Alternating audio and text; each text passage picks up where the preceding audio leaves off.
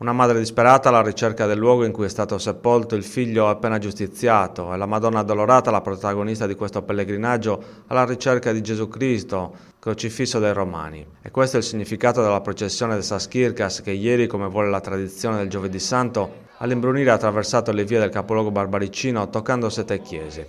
I fedeli si sono dati appuntamento nella chiesa di Nostra Signora della Solitudine, da cui il simulacro della Madonna Addolorata si è mosso, portato in spalla dai confratelli della confraternita di Santa Croce per toccare gli altri santuari cittadini.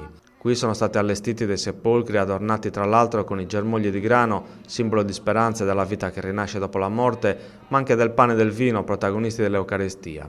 Una processione cui hanno preso parte tanti nuoresi, animata dalle preghiere e dai canti in sardo dei cori della città di Nuoro, che anche quest'anno non hanno voluto mancare l'appuntamento con i riti della Settimana Santa. Con passo ritmato la processione ha raggiunto le chiese incastonate nel centro storico di Nuoro, dalla chiesa del Rosario a quella di San Salvatore, a quella di Santa Croce, del Carmelo e di Nostra Signora delle Grazie. Il percorso è stato completato nella cattedrale di Santa Maria della Neve, un percorso di fede e di speranza che si concluderà domenica con la liturgia della Pasqua di Resurrezione. La processione de Sas Kirkas è stata preceduta dalla Missa in Cena Domini, che vuole rievocare l'ultima cena di Gesù Cristo con i discepoli prima della cattura da parte dei carnefici. Un evento in cui Cristo istituì il sacramento dell'Eucaristia e del sacerdozio. Il solenne pontificale è stato concelebrato nella chiesa cattedrale dal vescovo di Nuoro Monsignor Mosè Marcia e dai sacerdoti del capitolo. Una liturgia in cui si è svolta anche la cerimonia della lavanda dei piedi da parte di Don Gianni Bitti, canonico della cattedrale, che ha visto come protagonisti i ragazzi delle classi di catechismo